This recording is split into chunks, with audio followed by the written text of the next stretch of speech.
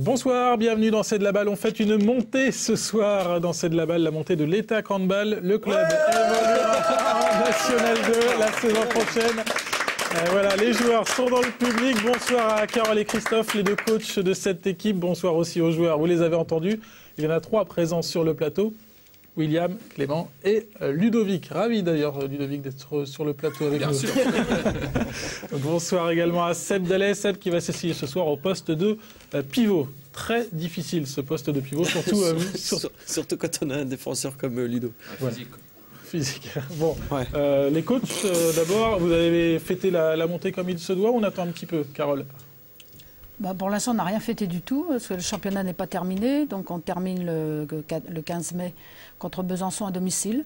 Donc, je pense qu'à l'issue de cette rencontre, je pense qu'on fera une petite fête pour récompenser à la fois les joueurs, mais aussi les gens qui nous ont supportés toute l'année. Christophe, on reste sérieux quand même sur ces 2 dernières rencontres? On essaye. C'est un peu compliqué parce que la motivation n'est plus... pareil, mais on s'est donné un objectif, c'est de finir correctement la saison. Finir deuxième. Bah oui, deuxième, je te remercie de me rappeler. Mais...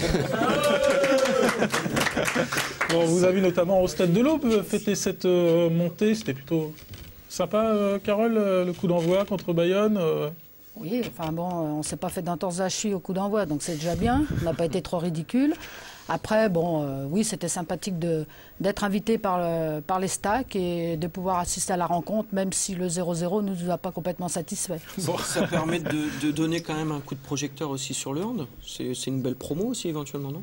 Oui, et puis il ne faut pas oublier que, quelque part, on s'est appelé ETAC pour des raisons de rapprochement avec les Stacks. Donc, je pense que dans le partenariat... c'est une bonne chose que les clubs puissent se rencontrer de cette manière-là. Donc on vous voit là au Stade de l'Aube. William, c'était plutôt sympa de fouler la pelouse du Stade de l'Aube, ça changeait du parquet? Ça change un petit peu, c'est un peu plus grand, avec un peu plus de monde assis, donc oui, c'était sympa. C'est quoi le sentiment aujourd'hui par rapport à cette montée? Ça reste difficile, mais on est très content que c'était difficile à faire, mais qu'on a réussi à le faire, et c'est maintenant l'essentiel. Clément, pareil, même état d'esprit, satisfait, soulagé, c'est quoi aujourd'hui? Ouais, c'est une longue saison, d'autant que je me suis blessé, donc ça n'a pas été évident. Mais, et c'est peut-être pour ça que l'Étac est monté, non? Donc,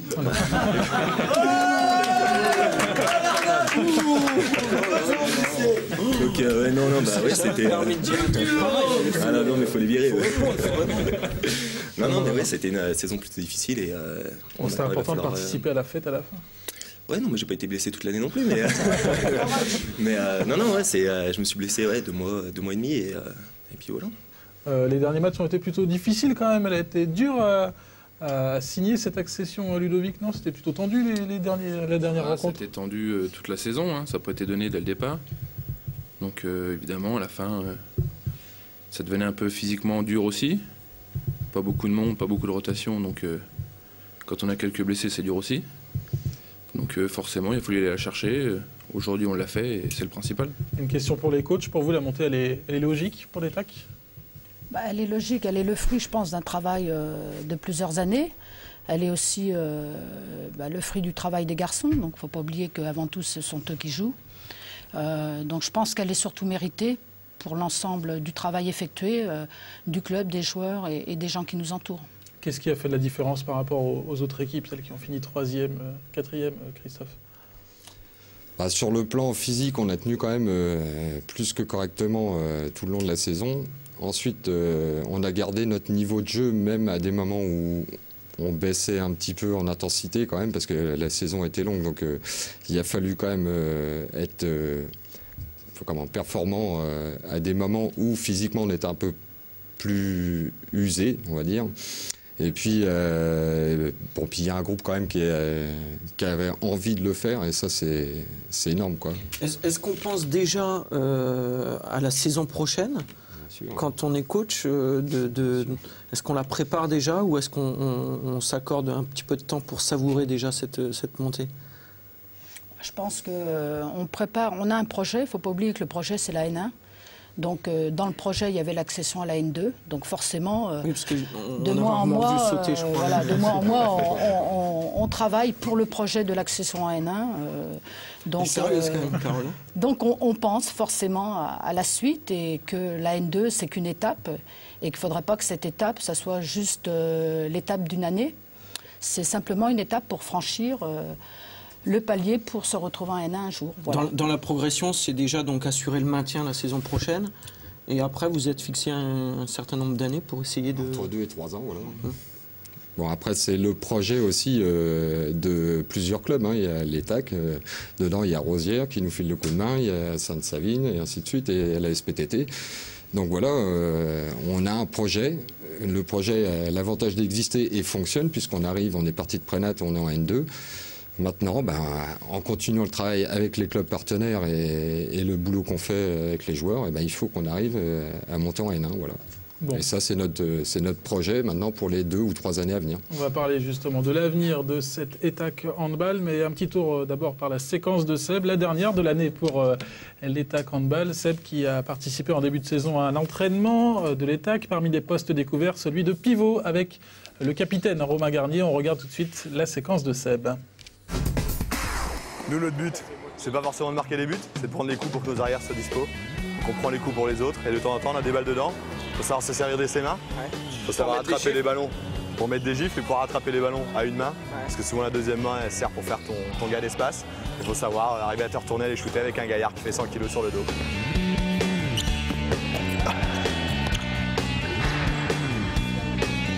Maintenant tu vas prendre ma place? Là, ouais, et puis ils vont me défoncer, d'accord. Là les gars, vous pouvez commencer à défendre un peu. Bon. Donc Tom, pareil, donc là, il faut que je me fasse respecter, c'est ça. Voilà. Ok. On est ok? Nous on a le droit, mais toi t'as pas le droit. Hein? Nous on a le droit de mettre des coups.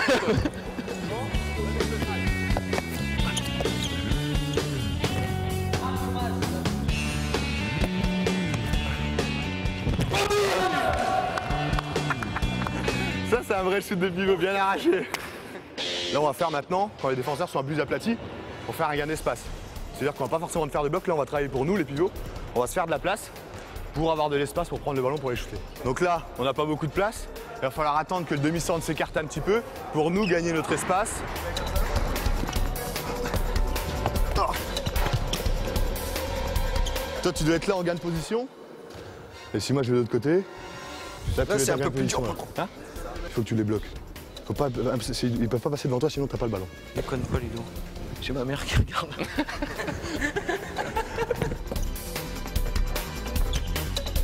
Allez! Et après, dès que tu l'as, il faut tu te repousser pour bien ouvrir ton nom. J'ai une balle, tu vois. C'est ça. Pivot, c'est vrai. Ouais, non, c'est physique. Il faut, bon, quand il y a des monstres en plus derrière, c'est chaud, quoi.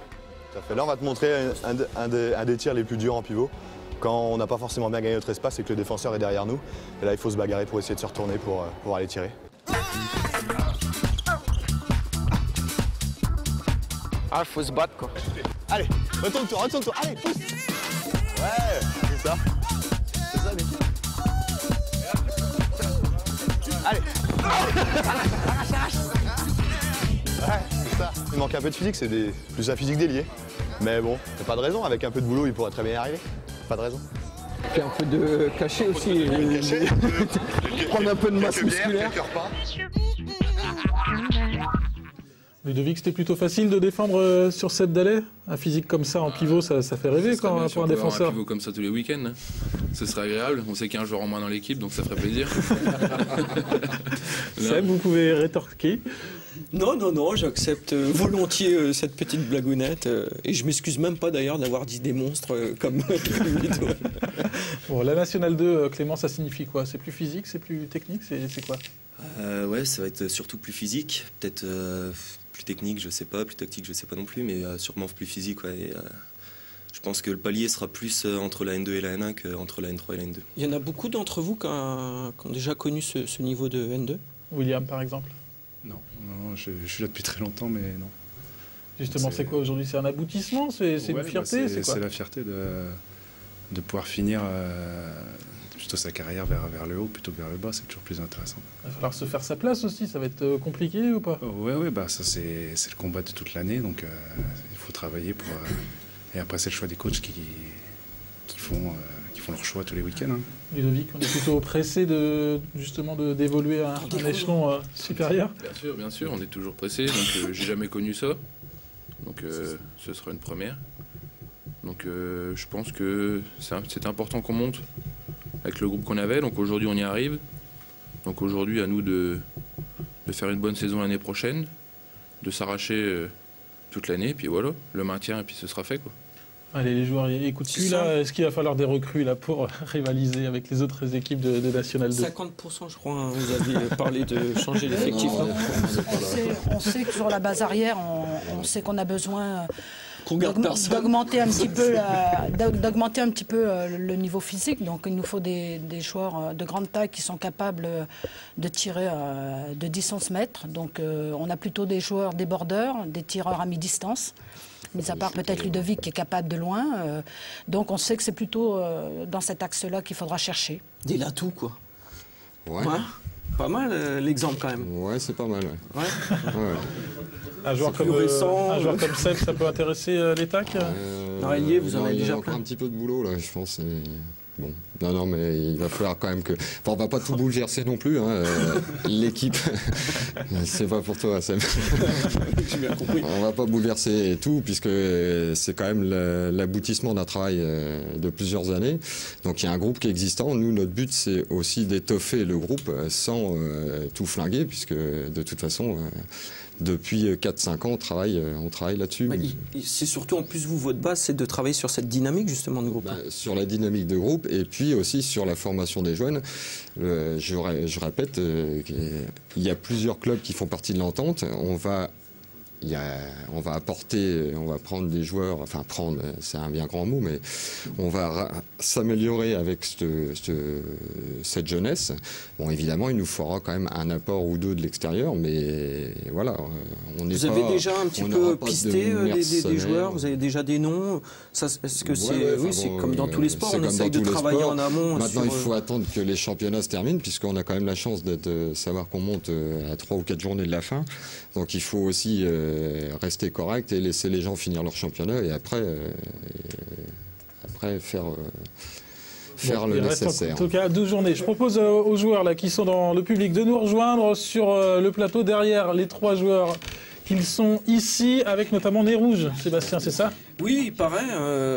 Nez Rouge, il faudra qu'il nous explique d'ailleurs un petit peu. Nez Rouge, on va le mettre devant Ludovic. On parle de dynamique de groupe tout à l'heure et c'est important de comprendre un petit peu ça. Donc c'est comment déjà ton. Jérôme, explique-nous, parce que si elle tient, elle ne le donne pas. Alors en fait, ça représente le Nez Rouge. C'est à la fin de chaque match, on élit un Nez Rouge. C'est-à-dire, c'est en gros une action un peu rigolote ou un loupé. Et ce week-end, j'ai eu la chance de l'avoir. Donc tu gardes ça toute la semaine? Je garde ça toute la semaine, il faut l'avoir aux entraînements. Bon, très bien. Merci en tout cas à tous d'être venus sur le plateau de C'est de la balle. Ça vous a porté bonheur cette saison d'avoir commencé, donc c'est de la balle. On reparlera évidemment la saison prochaine de l'ETAC en National 2. Merci au coach également. Merci Seb, on reprendra le handball la saison prochaine. Seb, tes notes, c'est pas mal. William Clément Ludo. Bon, merci, à très bientôt sur Canal 32. La semaine prochaine, c'est de la balle avec le Motoball. À la semaine prochaine.